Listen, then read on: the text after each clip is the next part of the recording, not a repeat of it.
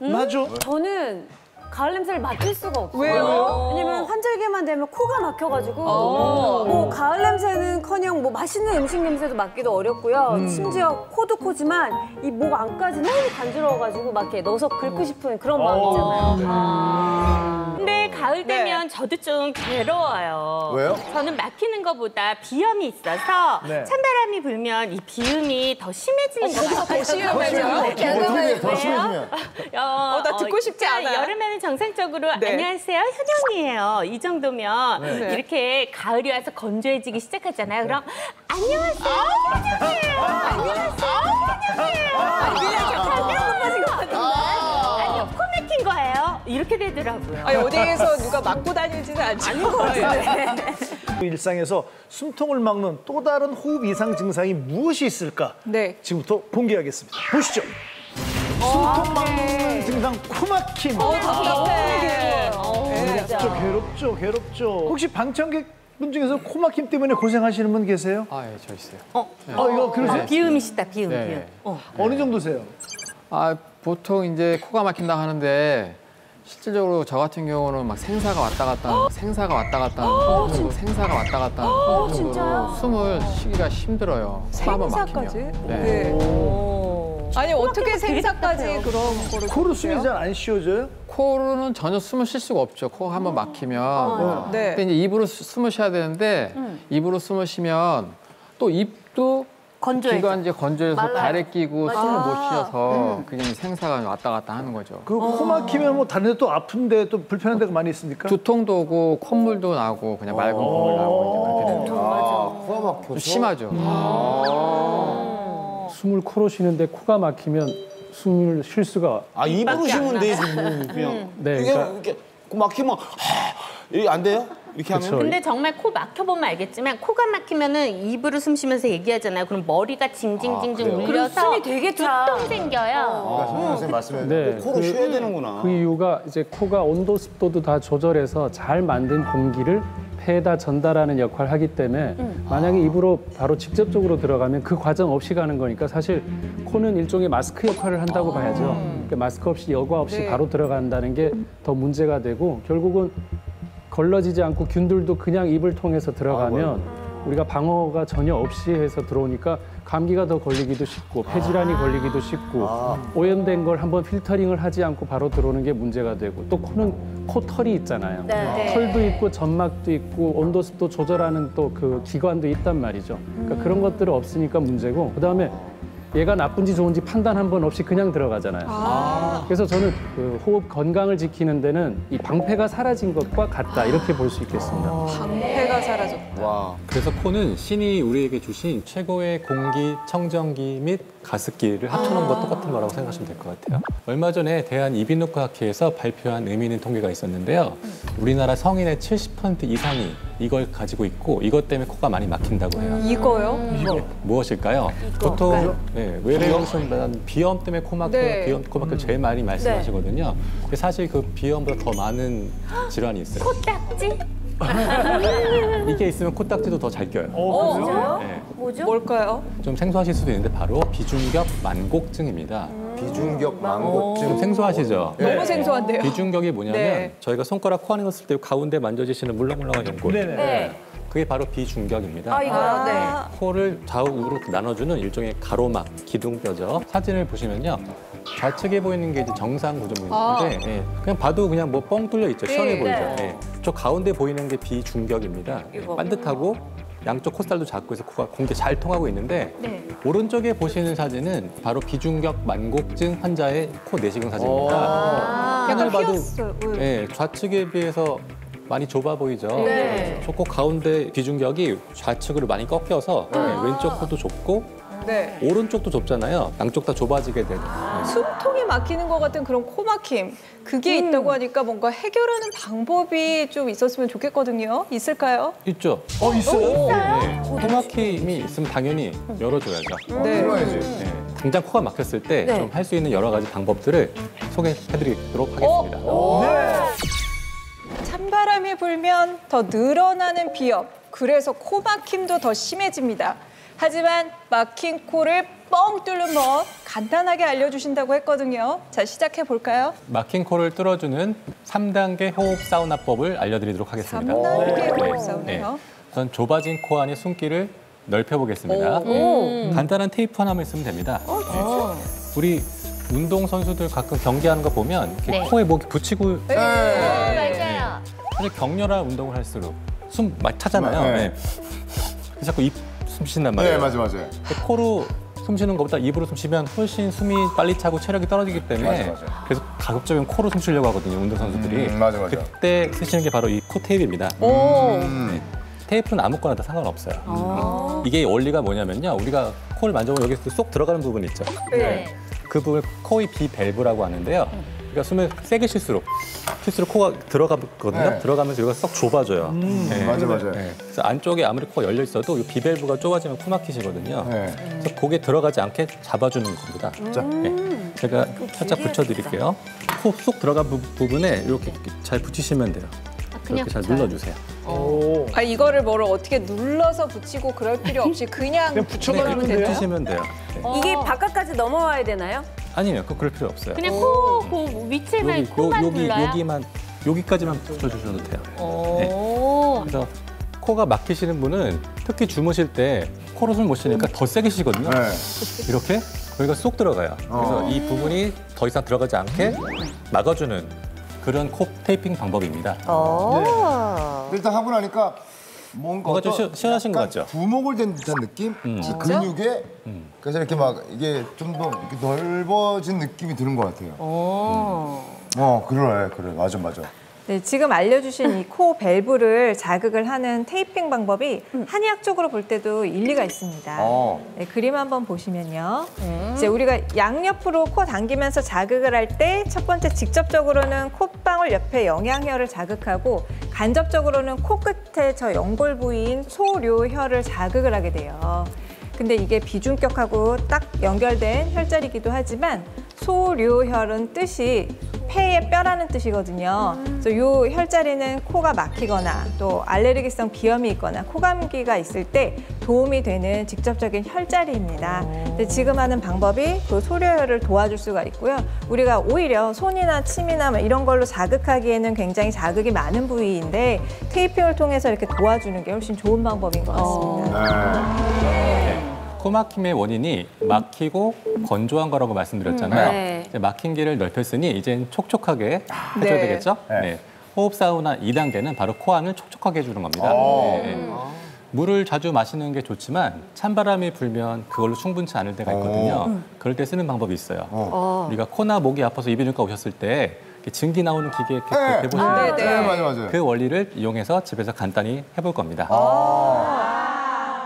이런 큰 볼을 하나 준비했습니다. 네. 만약에 집에 볼이 없으시면 그냥 큰 냄비에다가 상관없어요. 네. 네. 이 볼에다가 랩을 씌우실 거예요. 우리가 여기다 뜨거운 물을 부어서 증기가 막 나오는데 여기 이렇게 갖다 대면 다 펴주죠. 이 옆으로 가죠. 옆으로 가고 네. 금방 다 식어버리잖아요. 예. 그럴 때 좋은 방법이 바로 이 랩을 씌우시는 거예요. 딱 그 중요한 딱 포인트로 이렇게 네. 해갖고. 그래서 제가 요 랩을 이렇게 싸면 예. 짠 이렇게 랩을 짠. 싸봤습니다. 네. 치는 거 아닙니다. 예. 그래서 이렇게 하고 네. 여기다 이제 구멍을 뚫으시면 돼요. 구멍은 얼마나 게 뚫어요? 구멍은 양손 하트를 했을 때 요만침? 요만큼. 로맨틱하다. 생각하시면 되는데 이렇게 살짝 열어볼게요.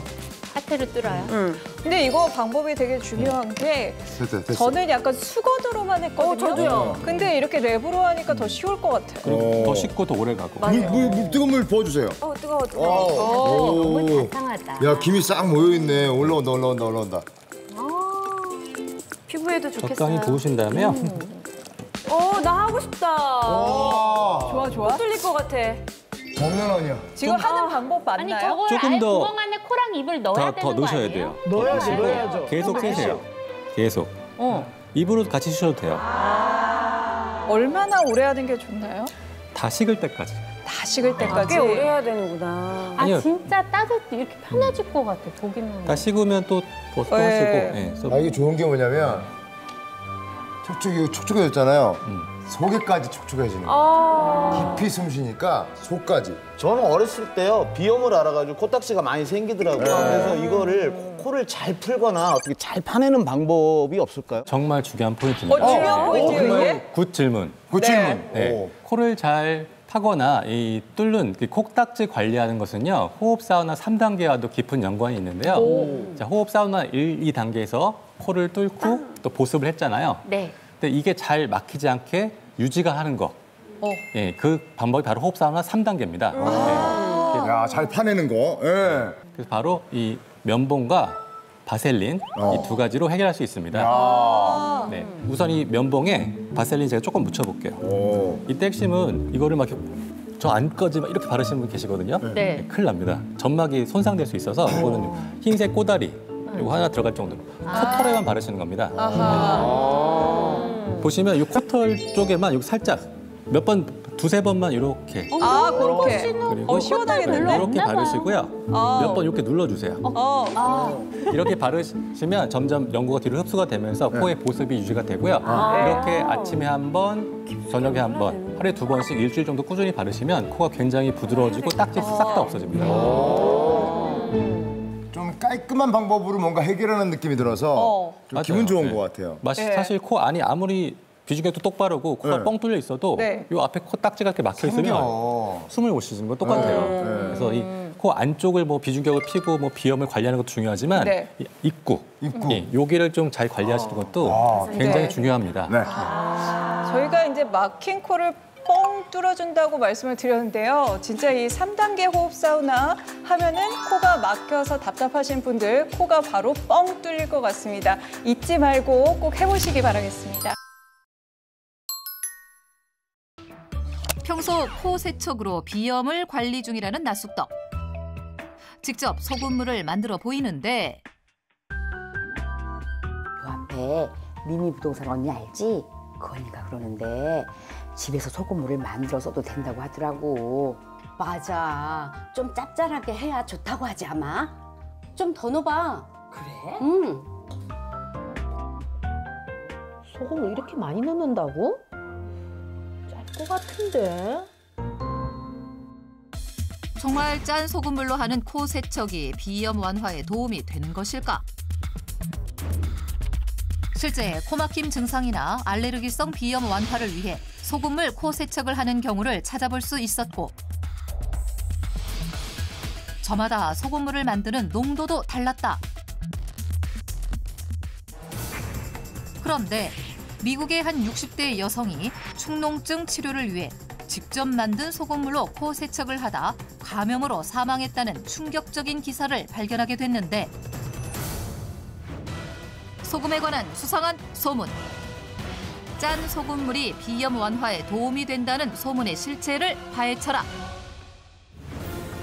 알면 알수록 헷갈리는 소금물 코 세척의 진실을 알기 위해 전문가를 찾았다. 오제국 이비인후과 전문의. 수많은 비염 환자를 접하는 전문의는 과연 소금물 코 세척에 대해 어떻게 생각할까? 비염 증상을 완화하기 위해서 코 세척을 하시는 분이 많은데요. 실제로 소금물 코 세척은 비염 완화에 도움이 됩니다. 비염은 코 속이 건조할 때 더욱 악화되는데요. 코 세척으로 비강 점막을 촉촉하게 하면 비강에 말라붙어 있는 점액이 제거되고 손모가 코 속으로 들어오는 먼지를 청소하기 쉽게 도와줍니다. 특히 황사와 미세먼지가 심한 봄은 코 건강에 더욱 신경을 써야 하는 계절. 이럴 때 염분이 있는 소금물로 코 세척을 하면 삼투압 현상으로 코 점막의 섬모가 자극되면서 점액 분비가 활성화된다는 것인데 단, 소금물 코 세척을 할 때 반드시 기억할 게 있는데요. 그게 바로 소금의 농도입니다. 코 세척용 소금물, 농도가 중요하다. 소금물을 만들 때 보통 소금이 많으면 더 좋다고 생각해서 짜게 만드시는 분들이 많거든요. 근데 그건 굉장히 위험한 행동입니다. 소금의 농도가 짙게 되면 코 뒤편과 귀 안쪽을 연결하는 이관을 자극하고 코 점막을 오히려 손상시킬 수 있기 때문에 우리의 체액과 가장 비슷한 염도를 만들어서 최대한 자극을 줄여야 하는데요. 따라서 코 세척을 위한 최적의 소금물 농도는 0.9%를 맞추는 것이 중요합니다. 소금물 코 세척. 0.9%의 농도를 지켜라. 먼저 물 1리터를 감염 위험을 없애기 위해 한 번 끓인 뒤 식혀서 준비한다. 소금 또한 혹시 남아있을 불순물을 날리기 위해 약불에 5분 정도 덮어주는데 0.9%의 소금물 농도를 맞추기 위한 손쉬운 계량법. 병뚜껑만 있으면 된다? 병뚜껑에 소금을 담아 평평하게 깎아 놓으면 3g의 소금이 담기게 되는데 1리터의 물에 병뚜껑에 담긴 소금을 3번 넣어주면 0.9% 농도의 소금물이 완성된다. 소금물 코 세척을 너무 자주 하게 되면 원래 콧물 안에 그 코를 보호하는 좋은 물질들이 있거든요. 그런 물질들이 배출되기 때문에 비염 증상이 악화될 수 있고요. 횟수는 하루 3번이 적당합니다. 귀와 코를 연결하는 이관이 비정상적으로 열려있는 이관 개방증 환자나 비염이 심한 분들은 전문가의 진료를 받아볼 것을 추천합니다. 0.9% 소금물, 슬기롭게 활용하는 또 다른 방법. 소금물 가글. 소금물 가글은 잇몸 붓기를 줄이고 박테리아를 사멸시켜 치아 건강에 도움이 된다는데 단, 잦은 소금물 가글은 구강 내 정상 세균까지 파괴할 수 있어 하루 2번, 일주일에 5회 이내가 적당하다.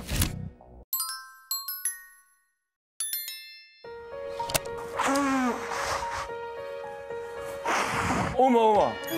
아, 요란 소리가 뭔가 했더니 코 푸는 소리가 그러면 코 속도 아프고 겉도 아파요. 다 헐어요, 코가. 네. 많이 푸는 편인데 자는 시간에도 코 풀려고 또 일어나는 경우도 있고 저기 휴지 지금도 쌓인 거 계속 보세요. 막혀서 많이 잘 때도? 어머머머. 자는 것도 정말 힘드실 것 같아요. 그렇죠. 환절기가 되면은 이게 또 전쟁의 시작이구나. 이번 고비는 또 어떻게 넘겨야 되나 그런 생각이 한숨을 찬바람 부는 나오네요. 게 마냥 참 달갑지 않으시겠어요. 지금 항상 코 풀 때 준비해야 될 것들인데요. 준비해야 될 휴지하고 것들이야. 아이고야. 물티슈 또 코에 뿌리는 또 네네. 이 상쾌하게 해주는 약이 있거든요. 또 인공호흡기나 다름없는 것들이라 항상 가지고 다녀야 됩니다.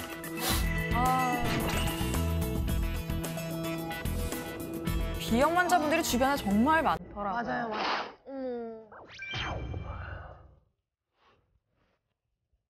아예 휴지를 쌓아놓고 계시네요. 너무 힘드실 것 같아요. 그럼 저럴 때는 입으로 숨을 쉬어야 되는 거야? 어떻게 되는 거야? 그죠? 너무 답답한 환경이다. 뭐 어쩔 수 없으면 입으로 숨을 쉬어야 되는데 예. 입으로 숨 쉬는 것 자체가 그렇게 좋은 건 아니거든요. 예. 업무할 때 또 미팅하는 자리가 조용한 자리인데 그때도 이제 코를 항상 계속 훌쩍이다 보니까 좀 민망할 때도 많고요. 영화관 같은 데 가서는 거기서도 이제 제가 계속 훌쩍거리다 보니까 주변 사람들한테 좀 눈치를 받는 경우가 있어요. 휴지를 이렇게 꽂아놓고 있을 때도 있어요. 맞아요. 가끔 주체가 안 될 때가 있죠, 콧물이. 코 뚫리는 약이 있어요. 그거를 좀 자주 이용하는 편이고 집에서는 면봉을 이용해서 콧물을 사용해도 좀 괜찮은 많이 건가요? 빼고 있습니다. 그러니까 이게 얼마나 스트레스 받겠습니까? 네. 그래도 이런저런 방법을 다 시도는 해보고 계시네요. 어떡해. 거의 뭐 1분에 2번씩 코로 푸시는 것 같아요. 몇 번 정도 코 푸신지 아세요? 한 4-5번 정도 푼 것 지금 같은데. 코가 빨개지셨어요. 저 이렇게 많이 풀었네요. 양쪽 코로 좀 시원하게 숨을 한번 쉬는 게 제 가장 작은 바람이에요. 아니네. 정말 딱 봐도 비염 환자분들이 가진 그 고충이 얼마나 큰지가 정말 생생하게 느껴지는 것 아니 같습니다. 그런데 저게 말이 1분에 한 번이지 저렇게 계속 코를 이렇게 푸는 거라면 일상생활 자체가 이게 정상적으로 진행이 안 되는 거잖아요. 그러니까 비염이 어떤 병이길래 저렇게 힘든 거죠? 예, 비염은 말 그대로 비강을 덮고 있는 점막에 염증이 생기는 병인데요. 대표적인 증상이랑은 이제 아까 그 사례자분 보여주셨듯이 네. 코막힘, 예. 콧물, 기침, 이거 재채기. 무슨 감기 선정 같아요. 네, 뭐 후각소실, 후비루 뭐 이런 것들이 다양하게 있고요. 뭐 종류에 따라서는 급성비염과 만성비염으로 나뉘어집니다. 네. 그럼 급성비염과 만성비염의 차이점은 똑같을 뭔가요? 것 같아. 네. 급성비염은 이제 세균이나 바이러스에 의해 유발되는 감염, 그러니까 감기를 의미하는 거고요. 만성비염은 알레르기나 자율신경계의 불균형, 그리고 비강 구조나 호르몬의 이상으로 3개월 이상 지속되는 비염을 말합니다. 네. 종류로는 이제 비후성 비염, 혈관 운동성 비염, 한랭성 비염, 알레르기 비염 등이 있습니다. 이거 비염이 이게 가벼운 질환이 아니었네요. 네. 자, 그래서 지금 우리가 보실 영상을 하나 준비했는데 그건 우리가 잘 알지 못했던 혹은 잘못 알고 있었던 비염 상식에 대해서 준비했습니다. 함께 보시죠. 비염이 이게 또 그때만 지나가면 되니까 맞아요. 우리가 이렇게 좀 관과하고 지나가잖아요. 가볍게 생각할 때가 많거든요. 요즘 때 환자가 제일 많죠, 선생님? 예, 요새는 진짜 환자가 엄청 많죠. 많이 오시고요. 예전에 비해서 한 3-4배 정도 환자분들이 늘어나신 것 같아요. 늘어났군요. 이거는 어떤 공기 이런 것도 영향이 있나요? 갑자기 이제 차고 건조한 공기가 생기니까 갑자기 왔을 때? 폐가 호흡을 더 잘하기 위해서 바깥에 있는 공기를 좀 따뜻하고 습하게 만들어주는 역할을 하는데요. 실제로 환절기가 되면은 몸 상태가 좀 컨디션이 떨어지기 때문에 그것 때문에도 비염에 더 잘 걸립니다. 몸 상태가 면역이 떨어지니까 염증이 생기는 거네요, 그럼 결국은. 예, 그러니까 면역력도 떨어지지만 뭐 비강 점막이 부어 있고 이런 것 때문에 쉽게 비염이 발생할 수 있습니다. 이렇게 해가지고 콧소리 나는 게 그게 제일로 답답합니다. 우리가 콧소리 나는 건 애교와 부릴 때 하는 거 아니야? 비염은 그죠? 코 말고도 신체의 다른 부위에서도 증상을 일으킬 수가 있습니다. 다른 부위요? 알레르기 비염 같은 경우에는 특징적으로 눈이 같이 가렵거나 뭐 눈물이 많이 날 수 있는 증상이 생길 수 있고요. 콧물이 넘어가는 후비루라고 하는데 목 뒤로 계속해서 코가 넘어가기 때문에 밤에 심해지는 기침이 생길 수가 있어요. 맞아요. 저것 때문에 밤에 기침하게 되는 거구나. 콧물 나면서 눈까지 빨개지는 사람들 나 알아. 맞아. 오. 네. 야, 이게 그냥 알러지라고 생각하기에는 오히려 이런 행동들이 비염을 더 악화시킬 수 있습니다.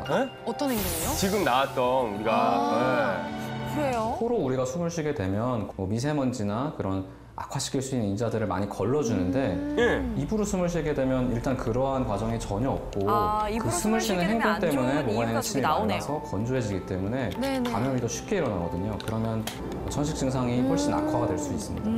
뭐 이것도 안 돼, 저것도 안 돼. 지금 다 안 되는 거잖아요, 선생님. 비점막 수축제라는 것은 합의각계라고 하는 콧살이 붓게 되는데 그거를 수축시켜주는 약을 말해요. 뭐 감기나 급성비염 환자에서는 굉장히 좋은데 만약에 만성적으로 비염을 가지고 있는 환자가 그 약을 계속 사용하게 되면은 약물성 비염이라는 병을 일으킬 수도 있습니다. 병을 때려다가 오히려 병을 얻겠네요. 네. 저도 가끔 저 약을 좀 사용을 하거든요. 많이들 사용하셔가지고 저 비염이 되게 많이 오세요. 저기 되게 시원하잖아요. 코 환자 저걸 넣으면. 붓다가 코에 점막이나 이런 데 상처가 생기면은 그로 인한 감염을 일으킬 수도 있고 오히려 비염을 더 악화시킬 수도 있고요.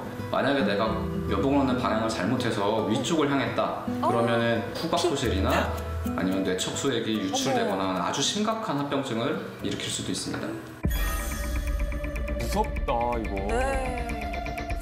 아니 이 사례자분이 쓰셨던 그 방법들, 뭐 수축제라든가 면봉 같은 것들은 우리가 흔히들 많이 쓰는 방법이잖아요. 그냥 쓰는 방법이지, 평소에 우리가. 근데 그게 오히려 합병증까지 부를 수 있다고 하니까 진짜 함부로 근데 따라해서는 안 합병증이 이게 되겠네요. 너무 무섭네? 맞아요. 그러니까 함부로 따라하시면 안 될 것 같고 이걸 또 비염을 계속 방치했을 때 영상에서 봤던 거 외에도 또 다른 질병이 생길 수가 있나요? 예, 주변에서 흔히 보셨을 거예요. 코 밑에 이렇게 눈 밑에 다크서클 가 있는 거. 그것도 비염의 합병증 중에 하나고요. 예, 코 이렇게 가운데를 지나는 주름이 생길 수도 있고요. 그리고 심한 경우에는 후각 기능이 소실이 되거든요.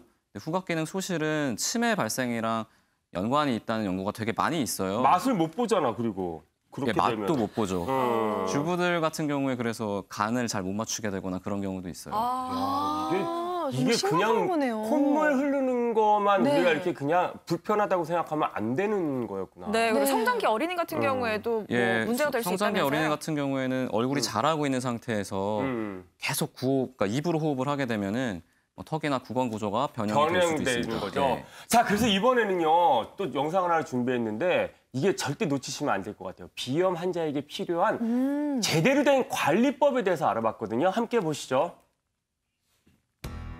이거 좀 배워둬야 돼. 이렇게만 봐도 되게 심하시거든요.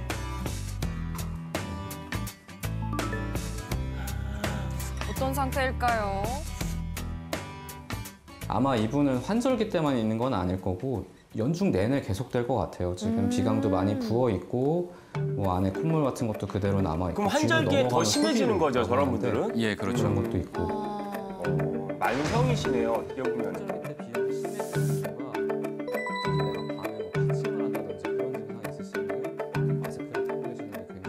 네, 코가 막혔을 때는 일단 코 주변 움푹 들어간 곳을 이렇게 문질러주면은 여기가 혈관이 들어가는 곳이거든요. 여기가 자극이 평소에도요? 네, 평소에도 해주시면 좋아요. 코를 풀면 코가 막힐 때 주시면 더 효과가 좋죠. 효과가 있습니다. 양쪽 코를 세게 쥐고 코를 풀게 되는 경우에는 앞으로 나와야 할 압력이 코 뒤로 가거든요. 맞아요. 귀에는 안 네, 좋다고 화상을 받거나 심한 경우에는 고막이 이렇게 구멍이 나는 경우도 있어요. 한쪽을 주의를 해야 막고 됩니다. 하는 게 좋다고 하잖아요. 한쪽만. 저희 코 세척도 자주 하거든요. 세척이라는 말 때문에 너무 세게 하시는데 그럴 필요는 전혀 없고 그냥 물이 코에 들어갔다 나오는 것 정도로 충분하고요. 그리고 세척을 하고 나서 코를 풀게 되면은 코 뒤에 있는 이관이라는 곳으로 세척액에 남아있던 액이 들어가면서 귀로 물이 들어가서 중이염을 일으키거나 어떤 다른 감염을 일으킬 수가 있어요. 그건 좀 풀잖아, 다. 주의해 주셨으면 하기 전에 하셔야 돼요. 하고 나서는 15분 이내에는 절대 코를 풀면 안 돼요. 세척을 하고 나서. 그렇군요. 저희가 제대로 된 비염 관리법에 대해서 알아봤는데요. 사실 비염만큼 우리가 또 환절기 감기에 대해서도 궁금한 점이 좀 많거든요. 특히 저를 포함해서 많은 분들이 비염이랑 감기를 혼동하시는 분들이 참 계시더라고요. 네, 맞습니다. 실제로 감기에 걸려서 병원을 찾은 환자분의 절반 정도가 알고 보면 비염인 경우도 있고요. 그 반대인 경우도 있거든요. 그래서 이번에는 비염만큼 많이 걸리는 환절기 감기에 대해서 제대로 된 정보를 알려드리고자 합니다. 자, 그래서 이번에는요, 비염에 이어서 감기에 관련된 속설에 대해서 알아볼 텐데요. 당신이 몰랐던 감기의 오해와 진실 한번 풀어보겠습니다. 자, 이제 선생님 그거 들고 이제 얘기해 주시면 되는데. OX네요. 첫 번째 질문부터 우리 한번 해볼까요? 혜선 씨부터. 네, 첫 번째 질문 제가 드리겠습니다. 먼저 감기가 어떤 병인지부터 정확하게 짚어볼게요. 감기는 목과 코에만 한정된 병이다. OX 뭔가요? 정답은 X입니다. 감기? 목과 코에 한정된 게 아니면 어디 다른 데도 있다는 많은 건가요? 분들이 그렇게 생각을 하시는데요. 사실 감기는 코에서부터 폐에 입구에 있는 기관지까지 이르는 상기도라고 하는 부위에 생기는 모든 염증을 말하는 거거든요. 그래서 코감기나 목감기 외에도 이제 많이 걸리시는 뭐 편도염이나 축농증도 감기의 한 종류라고 보시면 됩니다. 축농증도 감기예요? 예, 뭐 아주 넓게 보시면 그렇게 될 수 있어요. 그럼 저희가 흔히 말하는 목감기, 코감기, 뭐 몸살 감기가 있잖아요. 이건 그럼 각각의 병명을 얘기하는 건가요? 아, 그거는 사실 의학적으로는 정확한 명칭이 아니에요. 의사들끼리는 그렇게 대화를 하지 않고 단지 이제 환자분들한테 설명을 좀 쉽게 하려고 편의를 위해서 이렇게 편의를 이름을 위해서 붙인 사용하는 말이라고 생각하시면 됩니다. 자, 이번엔 제가 준비한 질문인데요. 자, 감기는 눈으로도 전염이 될 수 있다. 이런 얘기가 있던데 사실인가요? 네, 정답은 O입니다. 정말요? 눈이요? 네. 눈과 코는 눈물샘이라고 하는 작은 관으로 연결이 되어 있거든요. 그래서 눈을 통해 들어온 감기 바이러스가 코로 내려올 수 있습니다. 반대로 감기 있는 사람이 결막염이 생길 수도 있고요. 아니 이거 너무 웃기다. 우리가 더러운 손으로 왜 입을 만지거나 이러면 이래서 감기가 걸리는 건 알고 있는데 그럼 눈을 이렇게 만져도 감기가 걸리는 거네요? 그럼 어떻게 감기 바이러스가 눈으로 들어오는 건가요? 눈으로 바이러스가 들어오는 거는 다른 곳도 마찬가지겠지만 대부분 손 때문이에요. 감기 바이러스 중에는 리노바이러스라는 게 있는데 이게 이제 피부 표면에 묻으면 최소 2시간 이상 살아남거든요. 그래서 내가 감기 안 걸렸더라도 걸린 사람이랑 신체 접촉을 하거나 아니면 그 사람이 만졌던 물건을 만지게 되면은 손에 바이러스가 묻게 되는 거예요. 그 상태에서 이제 얼굴 만지거나 눈을 만지면 감기 바이러스에 감염이 될 수 있는 거죠. 야, 그러면 공공 장소를 이렇게 해서 교통도 이용하시는 분들은 손을 자주 씻으면 되겠네요. 그래서 손만 잘 씻어도 감기의 80%를 예방할 수 있다고 하는 것 같네요. 그럼 제가 세 번째 질문을 드릴 텐데 감기에 이렇게 찜질방 가서 땀 빼시는 분들 많거든요. 그게 좋은가요? 정답은 X입니다.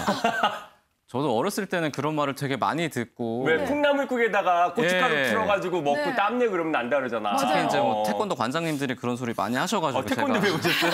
먹고 더 네. 앓은 적이 있는데 네. 실제로 바이러스가 고온에 약한 거는 사실이에요. 그래서 감기에 걸리면 열이 나는 거거든요. 네네. 근데 몸에 열을 내면은 우리 몸의 세포 역시 바이러스만큼 고열에 약하기 때문에 뭐 특히 신부 온도가 40도 이상 넘어가면은 뭐 뇌손상도 일어날 수 있고 그래서 억지로 몸에 열을 올려서는 안 됩니다.